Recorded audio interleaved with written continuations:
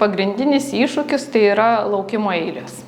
Tyrimas, kurį mes dažniausiai atliekam, tai yra video polisomnografija, reikalaujanti specialiai įrengtų palatų, specialiai parengto personalo, kuris sugebėtų tos tyrimus ir atlikti, ir vėliau išnagrinėti.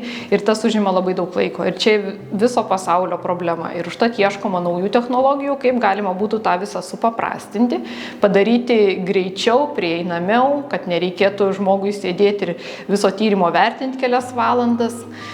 Deja, visos naujos technologijos, kurios jau pakankamai tiksliai nustato miego stadijas, jos yra tinkamos sveikam žmogui. O kai yra ligos ir ypač kai reikia atskirti įvairias ligas, tos technologijos dar šiandien to nesugeba. Bet aš labai tikiu, kad tai yra artimos ateities klausimas ir mes tuoj turėsim naujas technologijas ir nebereiks tokio sunkaus ilgo darbo atlikti.